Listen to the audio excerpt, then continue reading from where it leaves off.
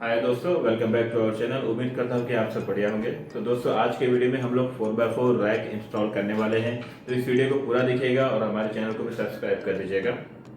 दोस्तों, कुछ इस तरीके की पैकिंग में हमें हमारी शेल्फ मिल जाती है। इसका साइज़ तकरीबन 100 सेंटीमीटर बाय 40 सेंटीमीटर का है।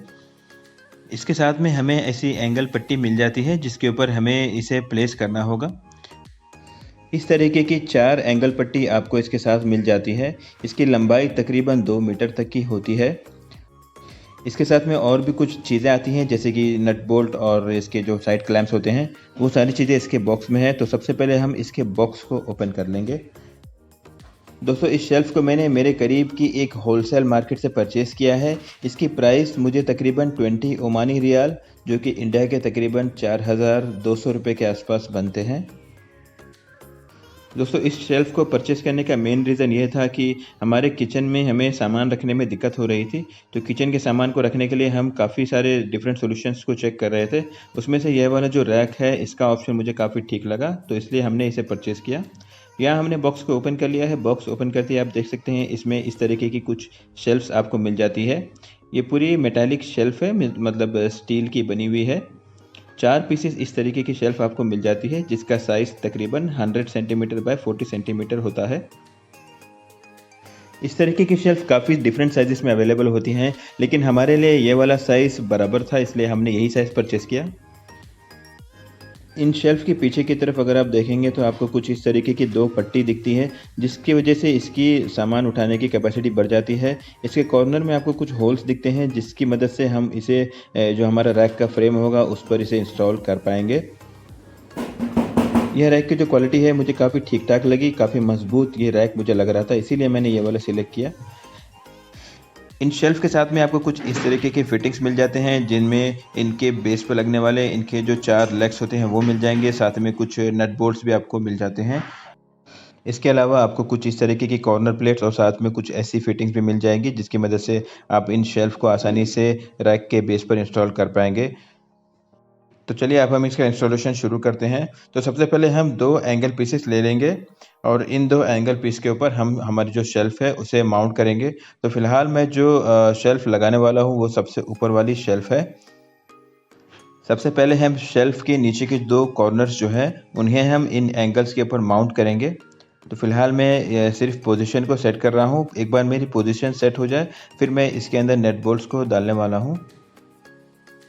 तो अब हमारी सेटिंग प्रॉपरली हो गई है। अब हम इसके अंदर नट बोल्ट्स को डाल लेंगे। तो इसके सेट के साथ हमें जो नट बोल्ट्स आए थे उन्हें ही हम यहाँ पर इस्तेमाल करने वाले हैं। नट बोल्ट्स डालने के वक्त आपको साथ में इसके जो पैकेज में आपको एक कॉर्नर प्लेट्स मिली थी वाइट कलर की, जैसे कि मैंने थोड़ा पहले आपको बताया, उन प्लेट्स को भी आपको यहाँ पर इस्तेमाल करना होगा। फ़िलहाल मैं इन नट बोल्ट्स को अपने हाथों से ही टाइट कर रहा हूँ। यहाँ पर मैं स्क्रू ड्राइवर का इस्तेमाल नहीं कर रहा हूँ क्योंकि मैं इन्हें ज़्यादा टाइट करना नहीं चाहता। एक बार मेरा रैक का जो पूरा फ्रेम है वो इंस्टॉल हो जाए उसके बाद मैं सारे नट बोल्ट्स को टाइट करूँगा ताकि इसकी जो अलाइनमेंट है वह प्रॉपर आ जाए और जो हमारी फिक्सिंग है वह प्रॉपर होए, इसमें कोई किस तरीके का डिस्टर्बेंस ना आ जाए। तो अब हमारा पहला वाला जो कॉर्नर है वह फिक्स हो गया है। अब हम दूसरे कॉर्नर पर बढ़ते हैं। दूसरे कॉर्नर पर भी हम जैसे हमने पहले कॉर्नर प्लेट को इस्तेमाल किया था वैसे ही कॉर्नर प्लेट को यहाँ पर भी इस्तेमाल कर लेंगे और सारे जो नट बोल्ट्स हैं इन्हें हम लूजली माउंट कर लेंगे।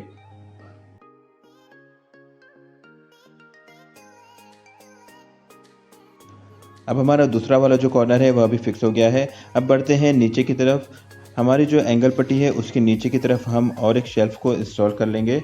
यह सबसे नीचे रहने वाली शेल्फ़ है हमारी। तो सेम जैसे हमने पहले वाली शेल्फ को फिक्स किया उसी तरीके से कॉर्नर प्लेट का इस्तेमाल करते हुए हम यहाँ पर भी तीनों बोल्ट्स को लूजली फिक्स कर लेंगे।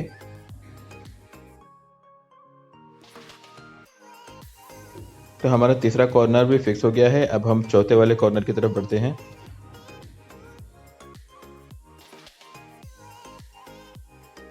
तो हमारा चौथा कॉर्नर भी फ़िलहाल फिक्स हो गया है।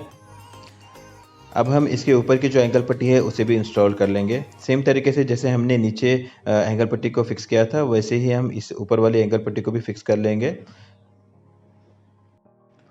दोस्तों ये जो कॉर्नर प्लेट्स हम यहाँ पर इस्तेमाल कर रहे हैं सारे जॉइंट्स पर, उसका काफ़ी बड़ा रोल है।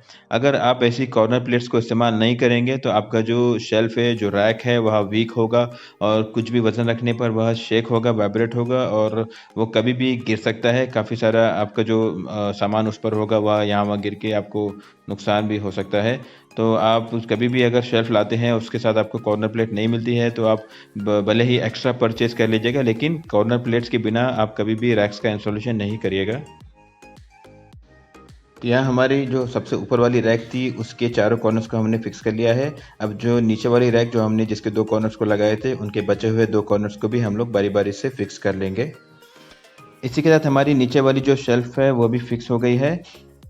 अब हम इसके नीचे एंड्स पर चारों लेग्स जो हमें इसके सेट में मिले थे, उन लेग्स को हम यहाँ पर फिक्स कर लेंगे।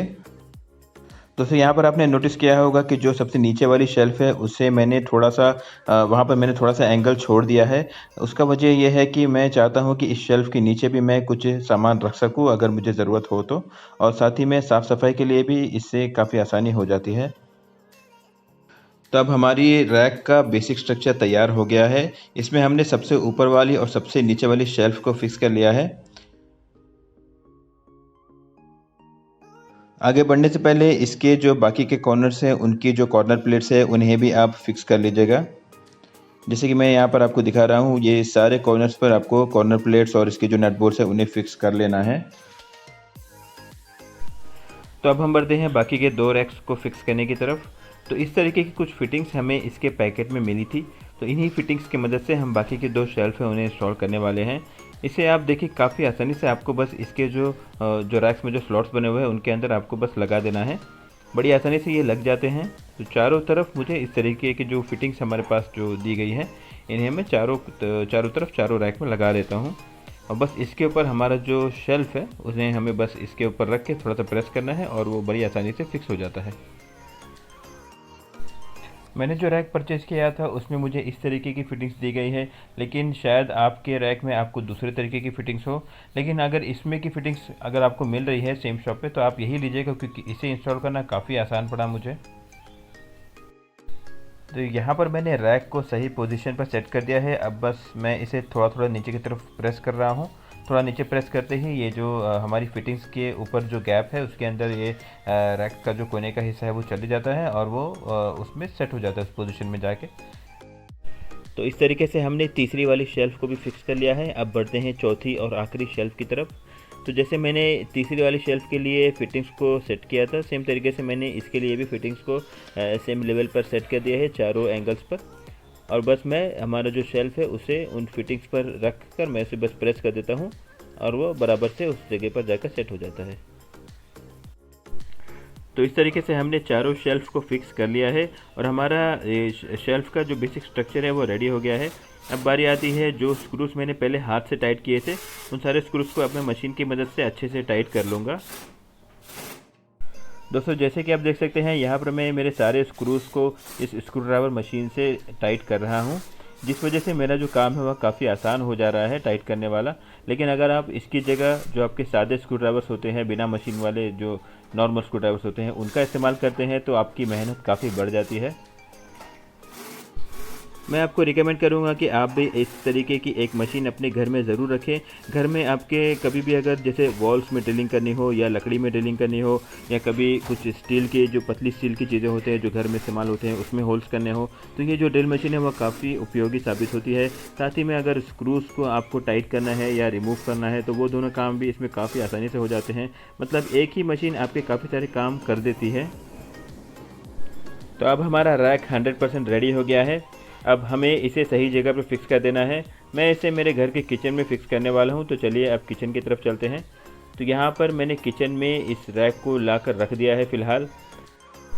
अब मैं इस रैक को मेरे किचन वॉल्स के साथ में परमानेंटली फ़िक्स करने वाला हूँ, ताकि फ्यूचर में ये किसी भी रीज़न से आगे की तरफ गिर ना जाए और कुछ एक्सीडेंट ना हो जाए। तो इसके लिए मैं 4 होल्स ड्रिल करने वाला हूँ किचन की वॉल्स में। यहाँ पर मैं 2 स्क्रूज़ को ऊपर की तरफ फिक्स कर रहा हूँ और 2 स्क्रूज़ को थोड़ा नीचे की तरफ। तो सबसे पहले मैंने स्क्रूज़ की पोजीशंस को मार्क कर ली और बाद में ड्रिल मशीन की मदद से चारों तरफ होल्स कर लिए, फिर होल्स के अंदर मैंने रॉयल प्लग इंस्टॉल किया और फाइनली मैंने स्क्रू ड्राइवर की मदद से स्क्रूज़ को टाइट कर लिए। इन स्क्रूज़ को टाइट करने से पहले मैंने उसमें वॉशर डाल दिया, क्योंकि स्क्रूज़ का हेड और जो रैक के अंदर जो स्लॉट्स है उसके साइज़ तकरीबन सेम ही थे, तो मैंने सेफ्टी के लिए उसमें एक्स्ट्रा वॉशर्स भी इस्तेमाल कर लिए हैं। तो यहाँ पर चारों स्क्रूज़ को मैंने फिक्स कर लिया है। अब मेरा जो रैक है वह वॉल के साथ में परमानेंटली फिक्स हो गया है। तो दोस्तों इसी के साथ हमारा रैक का इंस्टॉलेशन पूरा होता है। आप देख सकते हैं काफ़ी बढ़िया ये लग रहा है। साथ में इसकी जो सेफ्टी है वह भी काफ़ी बढ़ गई है, क्योंकि हमने इसे वॉल्स के साथ में परमानेंटली फिक्स कर दिया है। आपने नोटिस किया होगा मैंने इस पर जो सामान रखे हैं उसमें सबसे जो बड़ा सामान है वो मेरा माइक्रोवेव ओवन ही है। उसका वज़न काफ़ी ज़्यादा है, जिस वजह से इस रैक को वॉल्स में फिक्स करना और भी ज़रूरी हो गया था मेरे लिए। दोस्तों उम्मीद करता हूँ आपको ये वीडियो पसंद आया होगा। अगर आपके कोई क्वेश्चंस हो या क्वेरीज हो तो कमेंट बॉक्स में ज़रूर लिखिएगा, मैं पूरी कोशिश करूँगा आपको आंसर करने की। तो जल्द मिलते हैं नेक्स्ट वीडियो में। Thanks for watching.